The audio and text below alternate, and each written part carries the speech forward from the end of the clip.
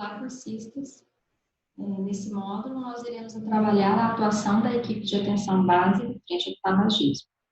Nesse módulo, para que a gente possa debater um pouco sobre esse assunto, nós resgataremos alguns conceitos, dentre eles, atenção básica, equipe, conceitos de trabalho em grupo, e algumas estratégias que podem ser utilizadas nesse nível de atenção para o enfrentamento do tabagismo. Bom, nós iniciamos então essa apresentação e eu gostaria de então de esclarecer a seguinte fala, de que a atenção básica e a atenção primária tratam-se de sinônimos de um mesmo serviço, de um mesmo nível de atenção, onde a atenção primária é uma terminologia mais utilizada a nível internacional e a atenção básica responde à mesma configuração, no entanto, trata-se de uma terminologia utilizada pelo Ministério da Saúde aqui no Brasil. Então, sempre que falarmos em atenção básica ou atenção primária, estamos nos referindo exatamente ao mesmo nível. Então, inclusive, por elas compartilharem semelhanças, conceituais, elas também compartilham algumas características essenciais, que nós chamamos de tributos essenciais da atenção básica, que são nada mais, nada menos do que características próprias, desse nível de atenção. Então, nós podemos apontar 4 características essenciais, dentre elas, o acesso de primeiro contato, ou seja, a atenção básica se configura a primeira porta de entrada ao serviço, mas não apenas no sentido burocrático, mas no sentido de estar aberta às primeiras necessidades dos sujeitos, por estar próximo da casa das pessoas. Então, esse acesso de primeiro contato com o Sistema Único de Saúde acontece pela atenção básica. Outro princípio, desse nível de atenção é a longitudinalidade, que nada mais é do que a característica de acompanhar os usuários a longo prazo, independente de haver doenças ou não, de uma condição de patologia posta ou não. Esse acompanhamento acontece ao longo dos ciclos de vida, e ela sempre é pautada na confiança e no vínculo. Outra característica da atenção básica é a coordenação, que mesmo para aquelas necessidades de saúde em que a unidade básica de saúde não é capaz de dispor de todas as tecnologias para assistência, ela coordena o cuidado do usuário em outros níveis de atenção, fazendo encaminhamentos tanto para consultas com especialistas, quanto para a realização de exames, Então, não, em momento nenhum, a atenção básica, ela abre mão do usuário, Ela, a todo tempo, ela está mantendo uma relação estreita com ele. E o último dos princípios, que é a integralidade, que nada mais é do que a oferta de um leque diversificado de serviços e ações voltados a atender às diversificadas necessidades dos usuários, no âmbito individual e também no seu seio familiar e comunitário. Por se tratar de um serviço complexo, a sua atuação, o seu exercício, o seu processo de trabalho, ele também é complexo. Então, se nos ambientes hospitalares o cuidado é centrado em apenas um profissional, embora outros participem da assistência, aqui na atenção básica, esse cuidado ele é proporcionado por uma equipe, uma equipe que é constituída tanto por profissionais de nível superior quanto por profissionais de nível médio. Então, nós temos diferentes modelos de atenção básica, dentre eles nós podemos citar a Estratégia de Saúde da Família, que é reconhecida hoje pelo Ministério da Saúde como o serviço, a estratégia de reorientação do sistema de saúde, como se nós considerássemos a Estratégia de Saúde da Família como um modelo a ser seguido, de atenção básica, que gostaríamos de implantar no país. Então, nós temos, dentro da equipe mínima, um médico e um enfermeiro, que eles sejam preferencialmente com formação em medicina de família e comunidade. e também auxiliares ou técnicos de enfermagem e agentes comunitários. Além dessa equipe mínima, a estratégia ela também pode contar com alguns profissionais adicionais, que são o cirurgião dentista, que também tem preferencialmente formação em saúde da família, e auxiliares ou técnicos em saúde bucal. Além da estratégia de saúde da família, nós dispomos também de equipes de atenção básica, né? O que difere uma da outra? Na verdade, enquanto na estratégia de saúde da família eu tenho a equipe de agentes comunitários, na equipe de atenção básica, não necessariamente eu tenho um agente comunitário. Então, eu tenho preferencialmente o médico e o enfermeiro, com as especialidades semelhantes, como eu já citei, em saúde da família e comunidades, e auxiliar e técnico de enfermagem. Além da equipe de atenção básica, faz parte da rede, né, desse nível de atenção, o NASF, né, que nada mais é que uma equipe multiprofissional e interdisciplinar, composta por categorias de profissionais das mais variadas formações, dentre elas, né, nutricionistas, psicólogos, fisioterapeutas, entre outras, né, profissões, cujo objetivo é oferecer suporte, né, matricial para as equipes de atenção básica e para as estratégias de saúde da família.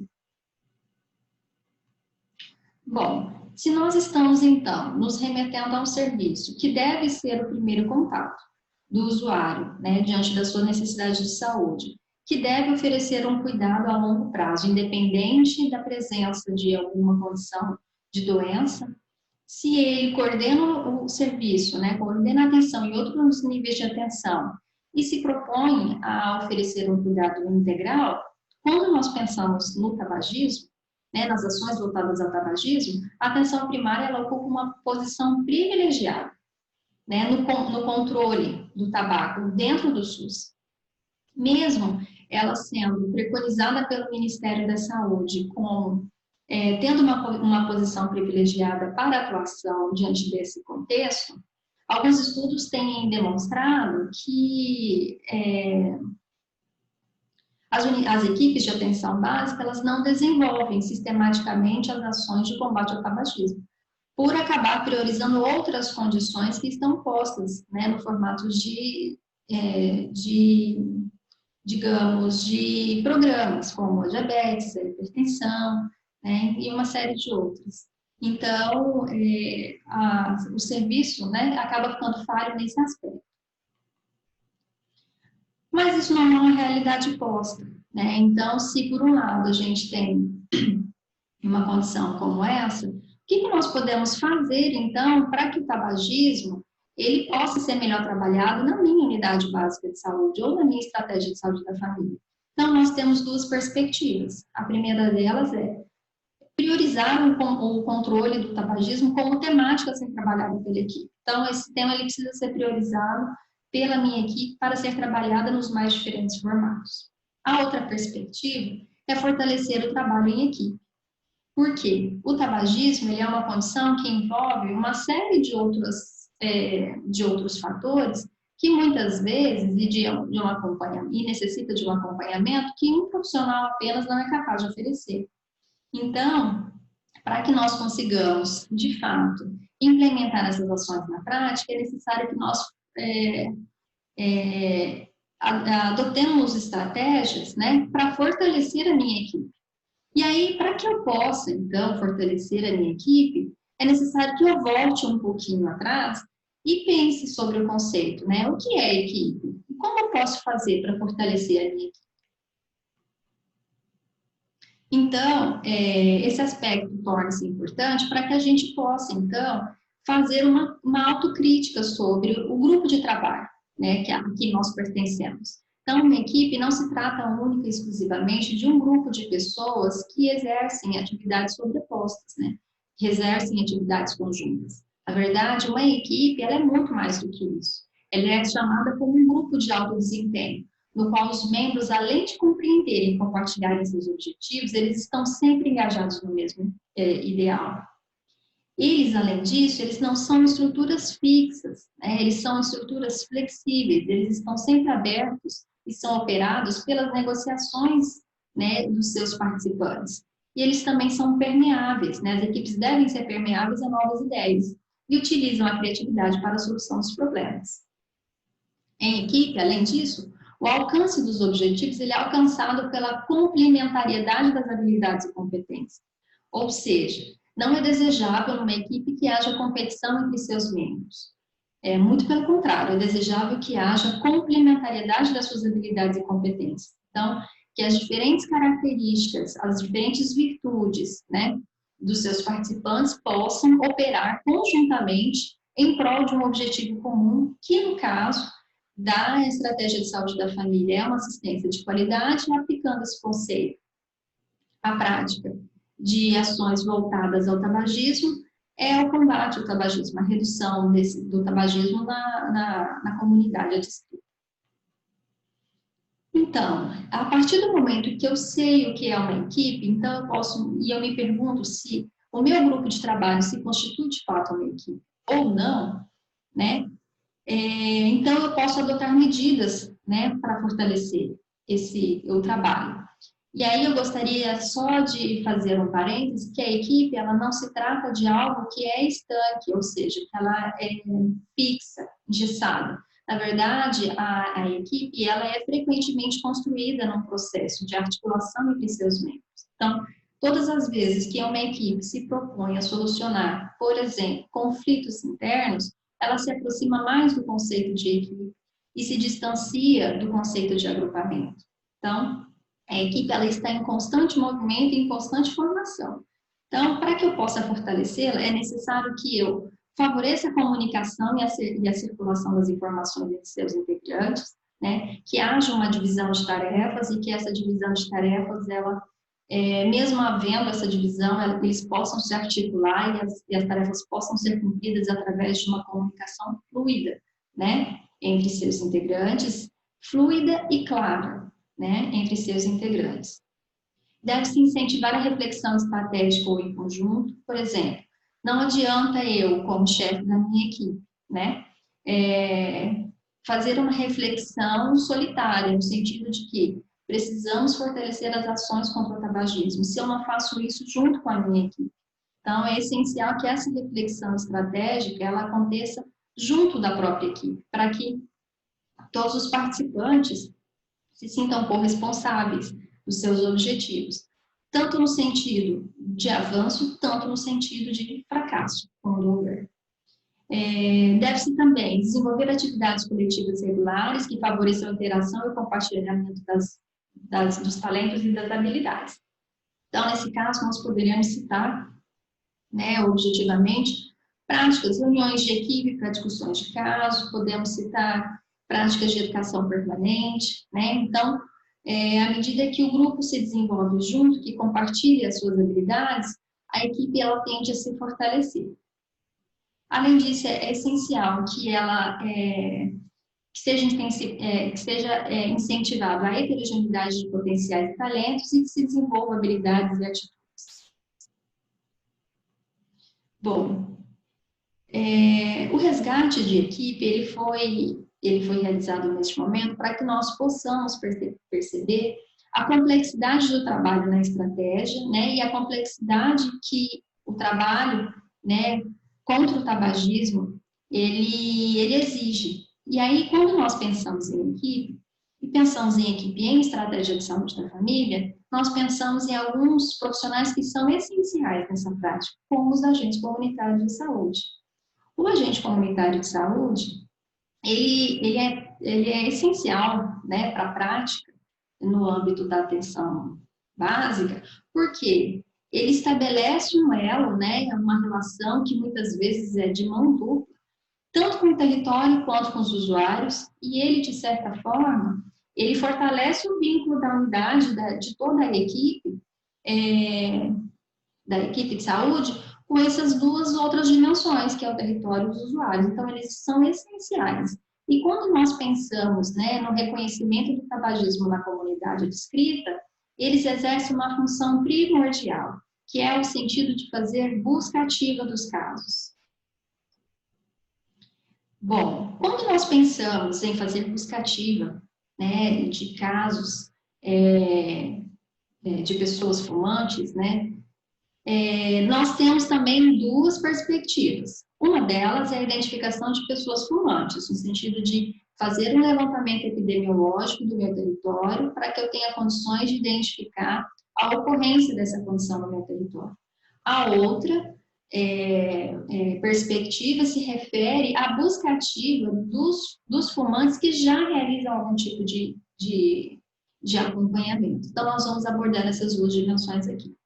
E aqui nós pontuamos o agente comunitário, no entanto, nós estamos nos referindo a qualquer profissional, seja ele de nível superior ou médico, seja o técnico de enfermagem, seja o agente administrativo, porque todos eles são membros da equipe. Então, quando nos referimos à identificação de pessoas fumantes, estamos nos referindo a qualquer membro da equipe. Então, quais são as estratégias que poderiam ser utilizadas para a identificação dessas pessoas? A primeira delas, né, que poderia ser, durante as visitas ou qualquer tipo de atendimento dentro da unidade, a valorização da abordagem de informações acerca do tabagismo. Então, que perguntar se a pessoa faz uso de cigarro, com que frequência, né, isso ocorre, é algo que precisa ser rotineiro na minha equipe. Desde aquele que recebe o usuário dentro do serviço de saúde, né, como o administrativo, quanto médico, enfermeiro. Então, essa informação ela precisa ser valorizada. E valorizada dentro da unidade e também fora, né, no ambiente das visitas domiciliares. Um dos instrumentos que pode facilitar essa identificação da pessoa fumante é a ficha de cadastro individual, que é preenchida, obrigatoriamente preenchida pelas agentes comunitárias em visitas domiciliares, né? Então, elas constituem uma ferramenta importante, né, de registro desses casos. A outra situação, né, é estimular a produção de vínculo, né, entre os profissionais de saúde e a comunidade de usuários, exercendo uma mediação entre o usuário, a equipe e a unidade de saúde. Percebam que aqui eu estou abordando algumas medidas de identificação de pessoas fumantes que não se referem apenas ao questionamento, né, sobre a prática do tabagismo. Na verdade, a busca ativa ela pode acontecer de duas formas. Uma delas é pelo questionamento sobre a prática tabágica, ou também através da apresentação, né, da construção de vínculo, da aproximação entre o serviço e o usuário, e também da divulgação das ações que a unidade dispõe para o controle do tabagismo. Então, nós entendemos que essa abertura, né, essa aproximação, ela facilita a identificação dos casos das pessoas fumantes, a ponto de que elas possam se sentir motivadas a iniciar, né, talvez, um tratamento, né, para a cessação do tabaco. Então, uma outra estratégia interessante na identificação das pessoas fumantes refere-se à criação de ferramentas para registro e acompanhamento das pessoas tabagistas. Nós precisamos entender que o levantamento epidemiológico que ocorre dentro da unidade de saúde, ele não deve ter só necessidade de construção de relatórios para envio para as instâncias superiores. É essencial que nós aproveitemos os dados que já são coletados para que isso possa se constituir um subsídio para o planejamento assistencial. Então, é importante que, além de fazer esse levantamento, essa identificação, que muitas vezes acontece de maneira informal, é importante também que eu faça o registro, né, desse levantamento realizado. E, então, eu posso justificar, posso planejar de uma maneira mais individualizada as ações para o meu território. Quando nós falamos, né, na identificação da pessoa tabagista no território, então, que pode ser feito através, né, da ficha de cadastro individual ou de qualquer atendimento dentro da unidade, nós estamos nos referindo, né, estamos diante de duas condições diferentes. Então, uma delas é o usuário que não quer parar de fumar, né, e a outra é o usuário que pretende parar de fumar. Então, esses dois tipos de usuários, eles merecem especial atenção. Então, dentre aqueles que não querem parar de fumar, né, sugere-se que este usuário ele seja orientado contra os malefícios do tabagismo os tipos de tratamento para o tabagismo, quanto à disponibilidade de tratamento da rede, né, e o fluxo que esse usuário precisa percorrer para iniciar, e a prática, né, a lógica da redução de danos. E aí, feito isso, ele precisa, né, ser acompanhado periodicamente e essa questão ela precisa ser abordada novamente. Então, a nossa busca ativa ela não se encerra, né, na pergunta. Ela vai além, né, ela vai além no sentido de que precisamos avaliar e também precisamos orientar. E aí nós temos uma outra perspectiva que é daquele usuário que pretende parar de fumar.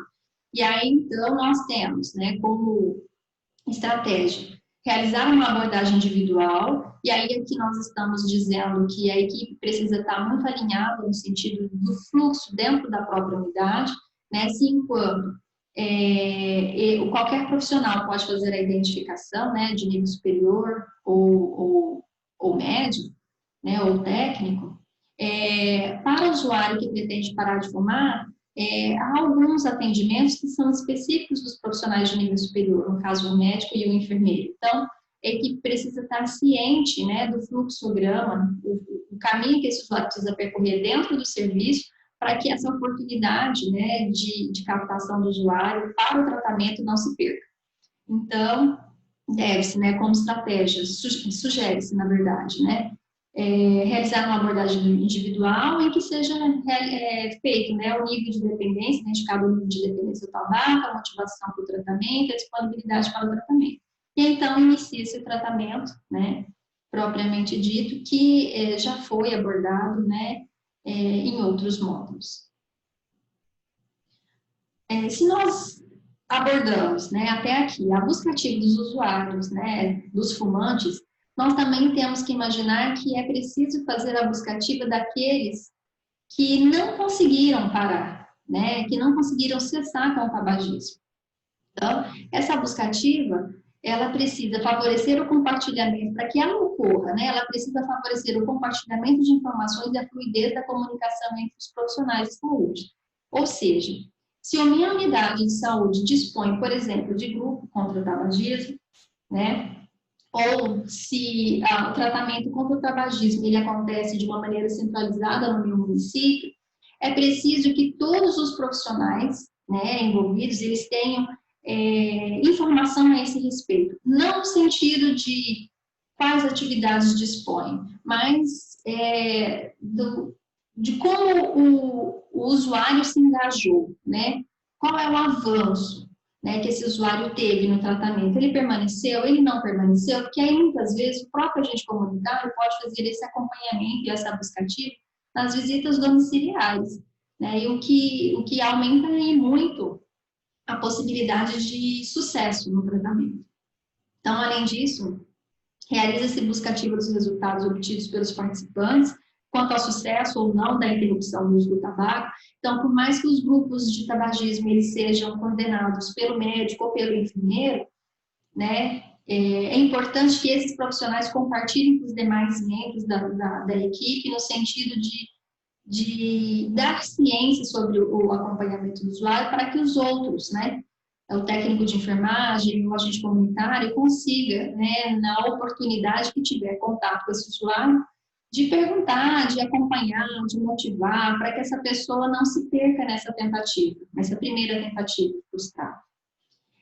Ou, né, que o profissional seja capaz de continuar motivando para que ele consiga, né, que ele continue e permaneça no tratamento. Então, a outra estratégia para busca ativa, né, daqueles que não cessaram com o tabagismo, é identificar e acompanhar o usuário que não obteve êxito no primeiro momento, para que ele possa participar de forma, né, de outras ações do serviço. Que essa dificuldade que ele teve de se engajar nessa primeira tentativa não inviabilize a sua participação em outras tentativas, né? Então, a equipe precisa estar muito alinhada nesse discurso para que não se perca o usuário. Bom, até aqui nós tratamos de algumas estratégias, né, para a identificação dos usuários, né, fumantes, e daqueles que não conseguiram cessar o tabaco. E aí, de agora para frente, então, nós iremos abordar algumas estratégias para a prevenção, promoção à saúde e combate ao tabagismo. Bom, as estratégias, né, voltadas à prevenção, à promoção à saúde e ao combate, elas se dedicam também de uma maneira muito complexa a diferentes dimensões da assistência. Então, a primeira delas seria divulgar amplamente, né, no território, por meio de orientações verbais e informativas, o leque de ações voltadas ao tratamento e controle do tabagismo, disponível na unidade. E aí, quando nós falamos em divulgar as ações do território, nós precisamos, então, ter muita sensibilidade no sentido de conhecer a nossa comunidade.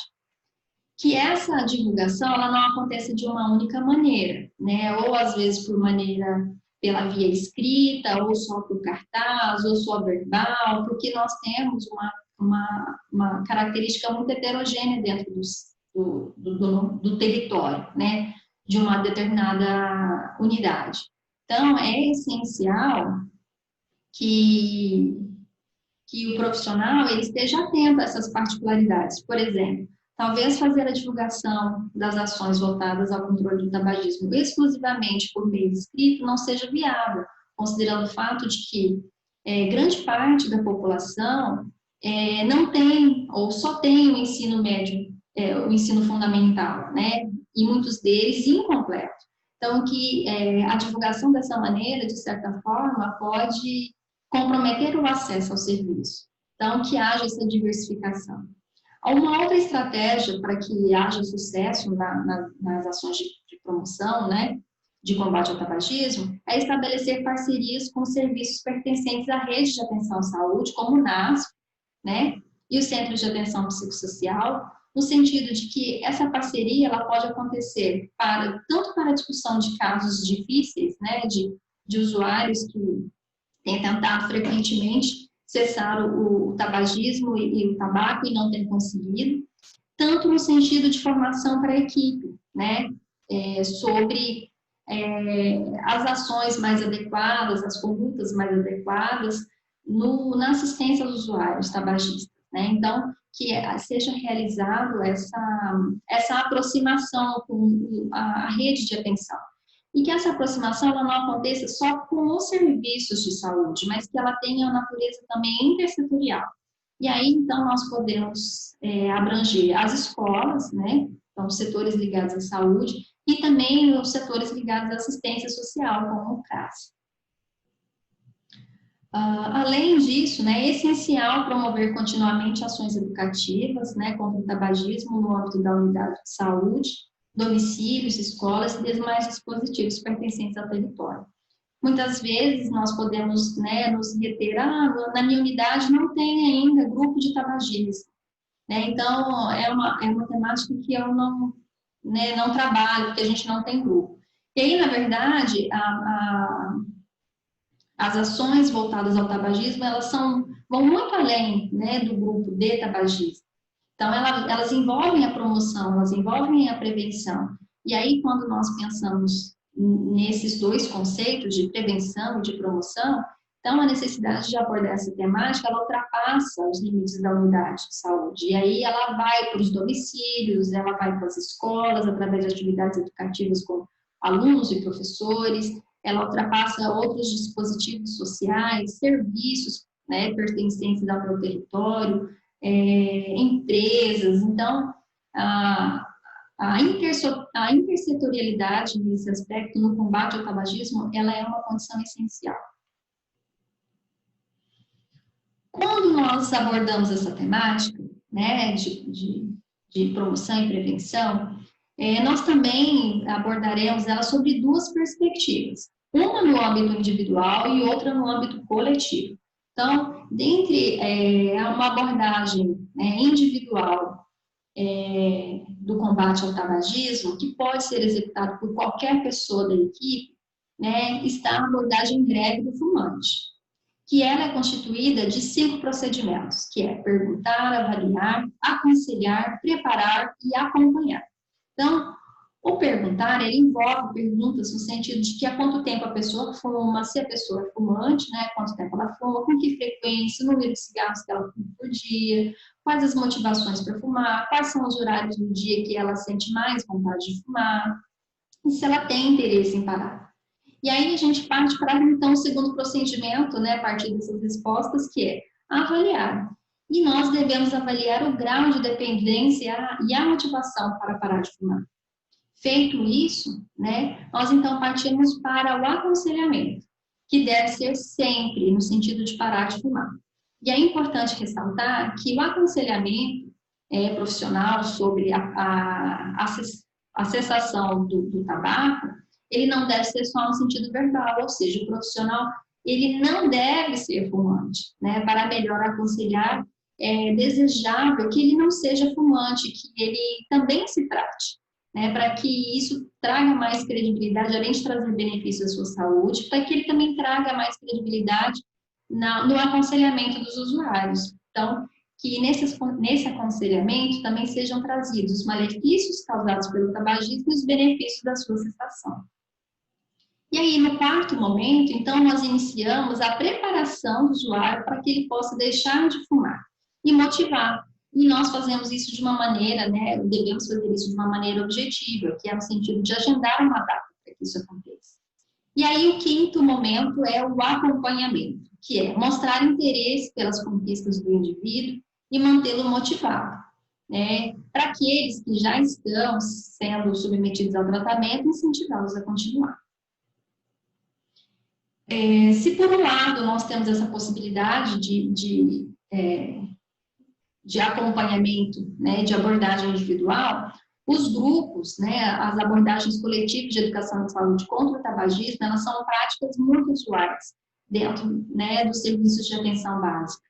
E por que elas são modalidades tão utilizadas para isso? Porque eles são espaços democráticos de discussão, espaços de socialização, porque eles são espaços privilegiados no sentido de que eles podem recriar ambientes familiares e comunitários, eles promovem o desenvolvimento de habilidades, de autonomia, a troca de conhecimento, né, aumento da qualidade de vida.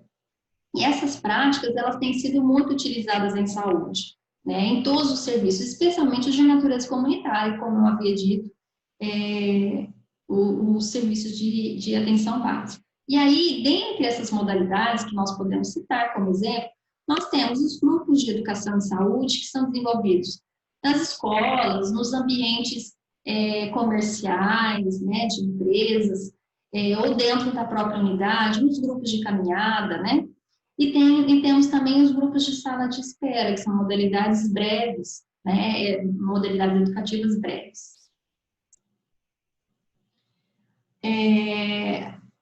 A modalidade grupal para o combate ao tabagismo, ela é uma estratégia rica, né, porque ela proporciona uma discussão de mitos e conceitos, né, e elas têm o potencial de incitar as transformações das representações, né, de cada indivíduo, tanto no âmbito sociocultural quanto as psíquicas, né. No entanto, como tudo, ela tem as suas vantagens e também tem as suas limitações.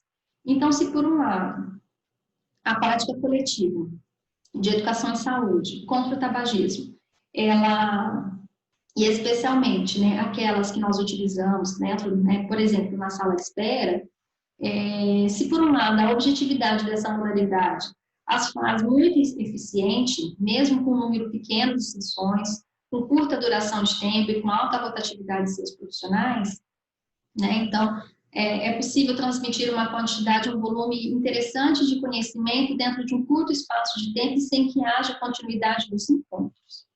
Mesmo que a gente consiga fazer isso, né, essa atuação ela é limitada, né, porque quando eu pretendo alcançar mudanças que demandem maior comprometimento e interação e cooperatividade entre seus participantes, como é o caso, né, do tabagismo, que requer uma mudança de vida, né, uma mudança de hábito, elas apresentam algumas limitações. Então, Lorena, o grupo de educação em saúde voltado ao tabagismo não é eficaz? é eficaz. Tudo vai depender de como nós iremos adotá-lo. Em algumas circunstâncias, eles serão muito bons, né, algumas modalidades, em outras não. Então, a sala de espera, por exemplo, é uma modalidade muito vantajosa. No entanto, ela não é capaz de alcançar mudanças. Diferente de grupos que eu posso fazer de educação e saúde nas escolas, ou com grupos de pessoas, né, de usuários, que mesmo que estão reunidos para discutir, né, mesmo que estejam reunidos por uma outra condição, como hipertenso, diabético, mas que tenham uma certa regularidade, né, uma certa pertinência, que eles pertencem ao grupo, então isso, de certa forma, o grupo nessa perspectiva, ela pode ser vantajosa.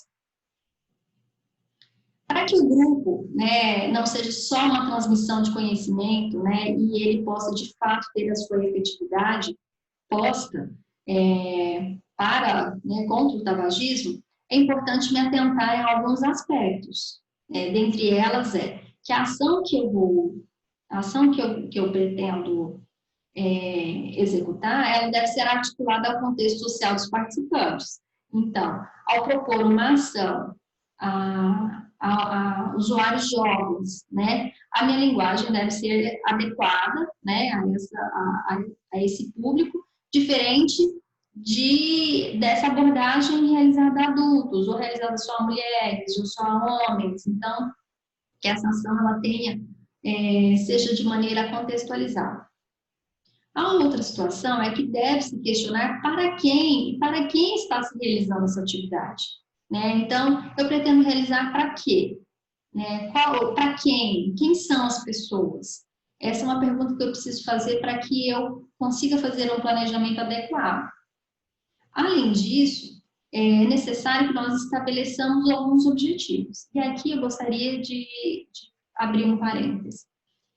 Quando nós tratamos, né, de educação em saúde voltada ao tabagismo, o objetivo nunca deve ser transmitir conhecimento sobre a importância de não realizar o uso do cigarro, não fazer uso do cigarro. O nosso objetivo é muito além disso. Na verdade, esse objetivo deve ser um objetivo explícito, que é o meio que nós estamos utilizando, que é a informação. O nosso objetivo implícito deve ser sempre a mudança de comportamento, né, do usuário, ou a prevenção do usuário, no sentido de que ele não adote esses tipos de hábito durante a sua vida. Então, que nós não fiquemos na superficialidade do objetivo, que é um erro muito comum que nós cometemos, né, na prática cotidiana. Um outro aspecto que nós deveremos nos atentar é verificar se a conduta pode ser eficaz dentro das condições de atendimento existentes. Então, pode ser que eu tenha um grupo de educação e saúde voltado ao tabagismo, que a informação está sendo dispensada para um grande volume de pessoas, por exemplo, dentro de uma sala de espera, em que a maior parte das pessoas estão em pé, né, num ambiente quente, né, pouco confortável, então pode ser que esse ambiente não favoreça a captação das informações, não favoreça a interação. Então, isso precisa ser levado em consideração ao propor uma ação coletiva dessa natureza. E escolher técnicas e metodologias adequadas. Ainda, né, quando pensamos na abordagem coletiva, há de se considerar dois aspectos. Um deles, né, quando a abordagem do público jovem, quando a abordagem é ao público jovem, o objetivo deve ser de ajudar a prevenir a experimentação e a iniciação ao tabagismo. Então, nós devemos utilizar de metodologias mais positivas e não no sentido não de enfatizarmos só os malefícios, mas que nós utilizamos abordagens no sentido de que as pessoas que não fumam, quais são as vantagens para o seu corpo, né, para a sua aptidão física, a sua saúde pulmonar, a longo prazo na vida, né? Então, que a orientação, a abordagem, ela seja voltada a essa perspectiva. E aí também deve-se enfatizar nos jovens, né, que eles devem ser livres e saudáveis, né, e que eles sejam capazes de fazer suas próprias escolhas, né, induzindo que a experimentação à droga, ela cause uma dependência. Então, a abordagem ao jovem ela deve ser um pouco diferente da abordagem aos fumantes, né? As pessoas que já têm um histórico de experimentação. Então, para aqueles que já têm uma abordagem, né, e já têm uma iniciação, sugere-se uma abordagem também positiva, não só pautada, né, nos malefícios, mas também que sejam enfatizados os benefícios, que sejam abordados os prejuízos à saúde, né, principalmente os imediatos e ao longo prazo, como a ocorrência de câncer, né, doenças pulmonares graves. E acerca dos fumantes ainda, compreender que o cigarro faz parte da vida dele e que é muito difícil, né, para ele parar de fumar em algumas circunstâncias nas quais ele já estava acostumado a acender um cigarro e a fumar.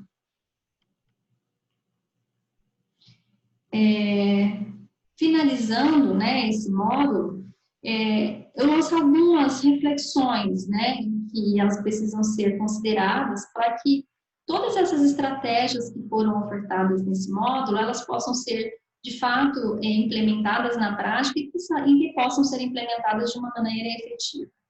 Então, é essencial, né, que haja uma frequente capacitação dos profissionais de saúde, seja por meio de práticas de educação permanente ou educação continuada, que isso seja uma rotina nos serviços, né, que os serviços valorizem a temática voltada ao tabagismo, né, e que os profissionais possam estar em constante capacitação. É importante, né, se ter claro que a promoção, né, ao valorizar a temática, né, o tabagismo na unidade de saúde da família, nós estamos, de certa forma, promovendo uma atenção integral dos usuários, né, adscritos no território. Então, às vezes, nós identificamos como a prática tabágica como apenas uma escolha pessoal. Ela é uma escolha pessoal e ela precisa ser respeitada, só que o usuário ele precisa estar ciente de que assim que ele desejar cessar, né, nós estamos lá para auxiliá-los. É necessário que seja fortalecido o trabalho em equipe, né, e isso que seja desenvolvido nos próprios profissionais um senso de corresponsabilização com o usuário, especialmente voltado ao tabagismo, e que haja adequação nas estruturas das unidades, né, para que nós possamos realizar atividades coletivas de educação em saúde voltadas ao tabagismo em condições estruturais mais confortáveis, que favoreçam a participação, trabalhar grupos menores, né? Em que seja possível haver uma aproximação maior para que então possamos prever, né, almejar uma transformação de conduta futura. E que haja principalmente uma articulação intersetorial, ou seja, a saúde sozinha não será capaz de combater essa condição, né? É importante que nós nos aproximemos dos setores da saúde, dos setores da assistência social e os outros também que se fizerem importantes dentro do território. Bom, era isso, espero que vocês tenham gostado. Caso tenha restado alguma dúvida, deixo o meu contato para que seja enviado as dúvidas que cada um de vocês terá. Até logo.